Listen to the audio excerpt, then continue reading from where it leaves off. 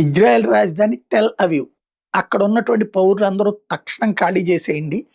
ఏ క్షణంలోనైనా సరే long range missiles వచ్చి పడబోతున్నాయి. మీ రాజధాని సర్వనాశనం కాబోతోంది. మీ దేశం సర్వనాశనం కాబోతోంది. మీ దేశాన్ని ముక్క చెక్కలు చేయబోతున్నాం. దాని మీదకి దాడులు చేయబోతున్నాం అని ప్రకటించాడు ఇరాన్‌కి సంబంధించినటువంటి సైనిక chief.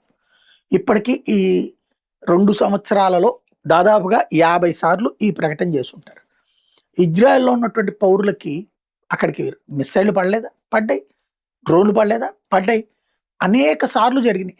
వాళ్ళకక్కడ already war prepared batch.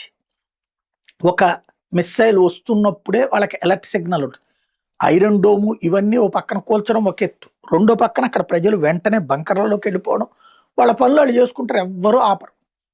ఉద్యోగాలు, వ్యాపారాలన్నీ బంకర్‌లో కూర్చునే చేసుకుంటుంటారు. మళ్ళీ అంతా సెట్ అయిపోగానే బయటకు వచ్చేసి నుంచుంటారు. వాళ్ళకి యుద్ధంలో ఎలాగ బ్రతకాలి అన్నది అలవాటైపోయారు వాళ్ళ జీవన విధానం. ఎందుకంటే ప్రపంచంలో 45 దేశాలు దాన్ని నాశనం చేయాలనుకున్నాయి. 14 దేశాలు ఏకకాలంలో దాడి చేయడానికి సిద్ధపడ్డప్పుడు తట్టుకు నిలబడ్డ గుండె అది. కాబట్టి వాళ్ళెక్కడా కంగారు పడట్లేదు, భయపడట్లేదు. ఆ విషయం తెలియక ఇట్లాంటి స్టేట్మెంట్లు ఇస్తుంటాడు.